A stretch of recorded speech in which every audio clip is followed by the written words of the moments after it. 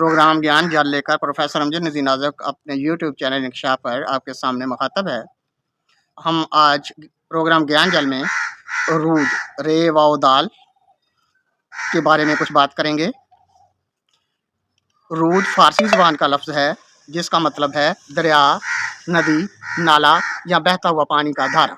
मशहूर गीत के बोल हैं, तू गंगा की मौज मैं हूँ जमुना का धारा, मिलेगी न मंज़िल तुम्हें बिन खवैया, चलेगी अकेले न तुमसे ये नैया, मिलेगी न मंज़िल तुम्हें बिन खवैया।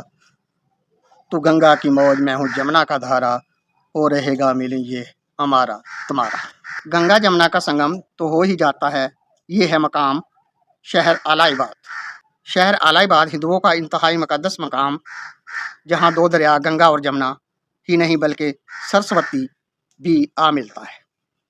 इसलिए इसे त्रिवेणी संगम भी कहते हैं, यानी तीन दरियाओं का मिलने की जगह या मकाम।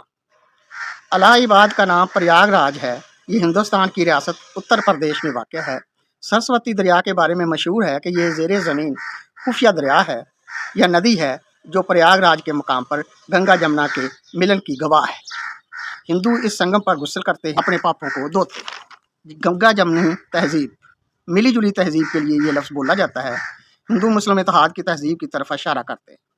यहाँ गंगा का पानी हल्का नीला और जमुना का पानी गहरा सब्ज या स्याही माइल नजर आता है। यानी नीला पानी और गहरा सब्ज पानी, स्याही माइल पानी और गहरा सब्ज पानी, ये दोनों गंगा और जमुना के संगम पर अलग अलग वाज़ेह तौर पर देखे जा सकते हैं। अल्लामा इकबाल ने एक नज़म बानवान तराना हिंदी तहरीर की। आज भी ये नज़म हिंदुस्तान में अकीदत के गीत के तौर पर गाई जाती है और ये अकीदत हिंदुस्तान से ज़ाहिर की जाती है। इसे गैर रस्मी तौर पर भारत का कौमी गीत समझा जाता है। ये नज़म 1904 में लिखी गई और हफ्त रोज़ा इत्तेहाद में 16 अगस्त 1904 को छपी। ये नज़म आज भी अल्लामा इकबाल के मजमूए कलाम बनाम बांगे दरा में शामिल है और मौजूद है। इस ज़माने में लाला हरदपाल ने इकबाल को एक अजलास में तकरीर के लिए बुलाया तो इकबाल ने यह नज़म पढ़कर सुना दी। यहाँ नज़म के कुछ अशार पढ़कर सुना रहा हूँ।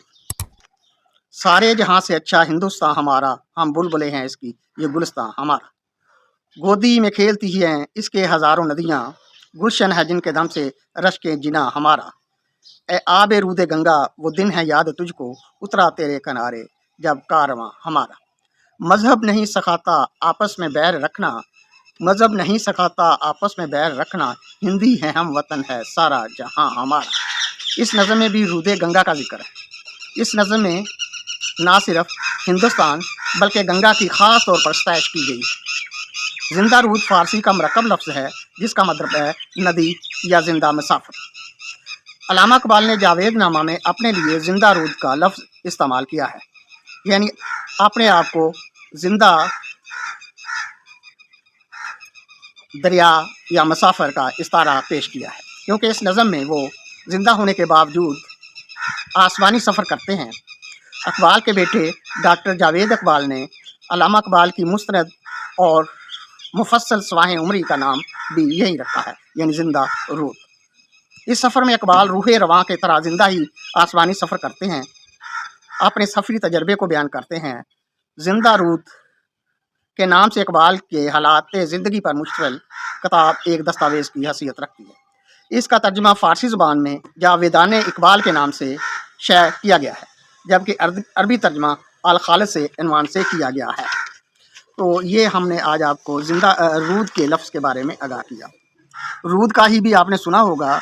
ये वो नदियां हैं जो कि डेरा गाजी खान के इलाके में बहती हैं और जब बारिश ज़्यादा होती है तो रूद का ही की नदियां ओवरफ्लो हो जाती हैं, यानी उनमें पानी बहुत ज़्यादा आ जाता है जिससे बहुत तबाही फैलती है।